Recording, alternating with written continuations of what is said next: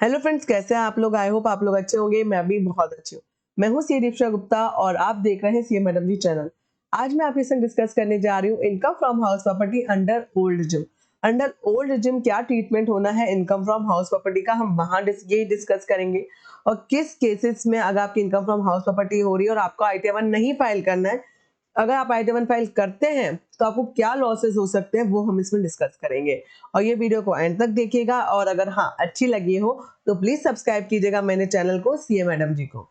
चलिए पहले हम स्टार्ट करते हैं। क्या चीज का ध्यान रखना है, आपका जो पर्सनल इन्फॉर्मेशन का टैब है वहां पे अगर आप ओल्ड रिजिम ऑप्ट कर रहे हैं तो ये देखिए यहाँ automatic default new regime select आती है, नो पे क्लिक रहता है।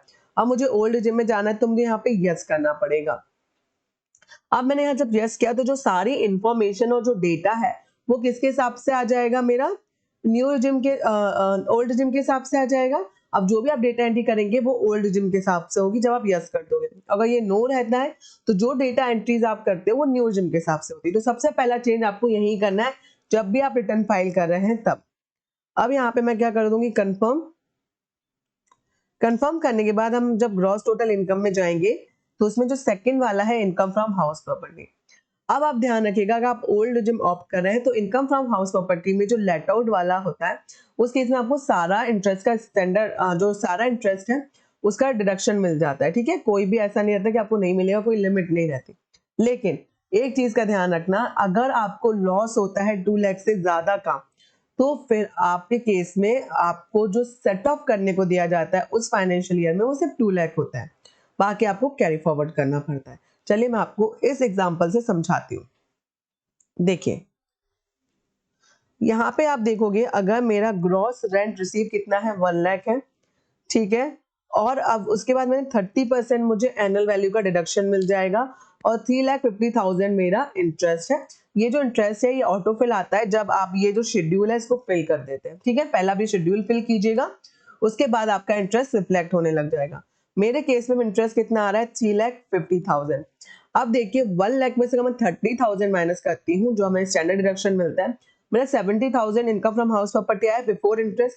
अब मैं 70,000 में से 3,50,000 अगर मैं माइनस करूंगी तो मेरा कितना आएगा, 2,80,000। अब मेरा लॉस कितना हुआ है, 2,80,000। लेकिन यहाँ पर आप देखोगे तो यहाँ पे क्या फिगर आ रहा है, -2 लाख। क्लियर। तो जो 80,000 था वो मुझे क्या करना था, कैरी फॉरवर्ड। लेकिन आपने ITR-1 गलत चूज किया है, आपको ITR-2 चूज करना था क्योंकि वहीं आप कैरी फॉरवर्ड कर सकते हो। तो मैंने क्या बोला, अगर आप इनकम फ्रॉम हाउस प्रॉपर्टी का जो लॉस है आपका अगर 2 लाख से ज्यादा आ रहा है तो आपको ITR-1 फाइल नहीं करना है, आपको ITR-2 या ITR-3 फाइल करना है। अदरवाइज आपका जो 80,000 का सेट ऑफ और कैरी फॉरवर्ड है वो आपको नहीं मिलने वाला। ये चीज क्लियर हुई। अब एक और चीज देखिए, मान लीजिए यहाँ पर इसको मैं चेंज कर देती हूँ।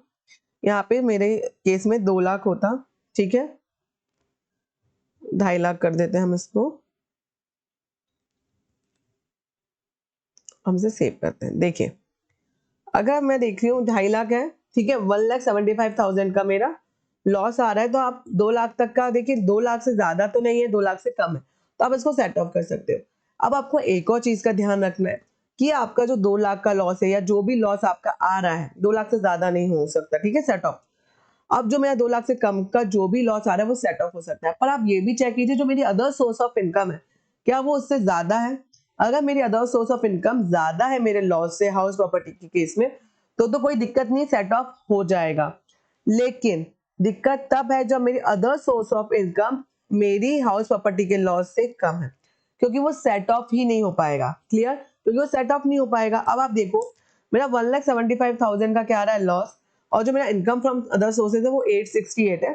तो मेरा टोटल जो लॉस है आफ्टर सेट ऑफ कितना आ रहा है, 174,132। और यहाँ पे क्लियरली उन्होंने लिखा है कि अगर आपकी ग्रॉस टोटल इनकम अगर उसमें लॉस आता है तो आपको अगर बेनिफिट अवेल करना है कैरी फॉरवर्ड का तो आप प्लीज ITR-2 में चले जाइए। यहाँ पे वो क्लियरली इंस्ट्रक्शन दे रहा है। लेकिन आप इसके बाद भी अगर आप इसको फाइल कर देते हैं तो ये जो लॉस हो गया है तो ये आप बाद में जाके सेट ऑफ नहीं करवा पाओगे, कैरी फॉरवर्ड नहीं कर सकते उसको। तो मेक श्योर आप इस केस में भी ITR-1 फाइल नहीं करेंगे। ये चीज आई होप आपको क्लियर हो गई है कब कब आपको ITR-1 फाइल नहीं करना है। अगर आपका हाउस प्रॉपर्टी का जो लॉस है वो 2 लाख से ज्यादा आ रहा है क्योंकि जो बैलेंस 2 लाख तो सेटअप हो जाएगा इसमें, पर जो बैलेंस है वो कैरी फॉरवर्ड आईटीआर 1 में नहीं हो पाएगा, इसलिए आपको आईटीआर 2 फाइल करनी है। दूसरा केस, जहां पर आपका जो लॉस है इनकम फ्रॉम हाउस प्रॉपर्टी का, आप कंपेयर कीजिएगा इनकम फ्रॉम अदर सोर्सेज से।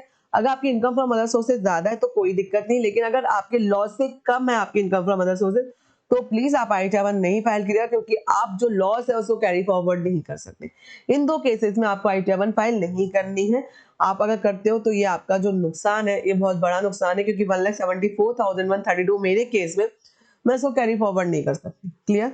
अब ये तो हो गई हमारी लेट आउट की बात। अब मान लीजिए अगर मेरा सेल्फ ऑक्यूपाइड होता तो उस केस में क्या होता, आपको सेल्फ ऑक्यूपाइड होता तो आपको जो इंटरेस्ट का डिडक्शन, देखिए अगर मैं यहाँ पे चेंज कर देती हूँ,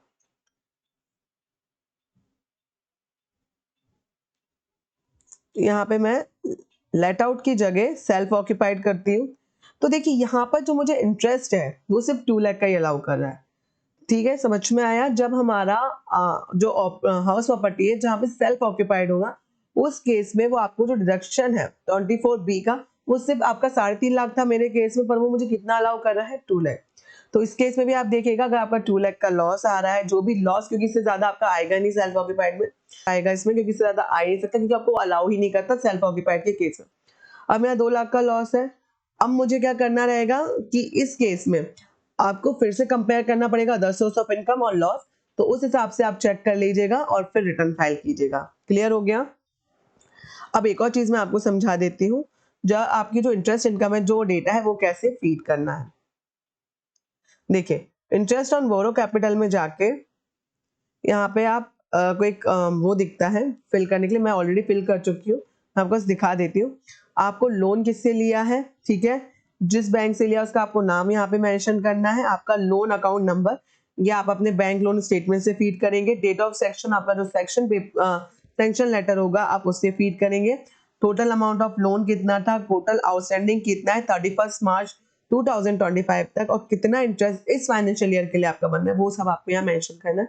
क्या क्या डॉक्यूमेंट्स आपको चाहिए, आपका सेंशन, जो आपने लोन जब सेंशन करवाया होगा वो, आपका बैंक लोन स्टेटमेंट, ये आपको दोनों चाहिए होंगे ये डेटा एंटर करने के लिए। क्लियर हो गया आपको?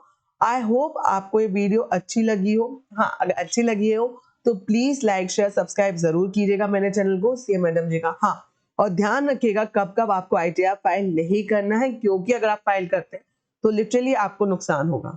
ठीक है, तो इस चीज का ध्यान रखते हुए आपको आईटीआर 1 फाइल करना है। तो बस आज के लिए इतना ही, चलिए अब बाय बाय। बस आज के लिए इतना ही, बाय बाय।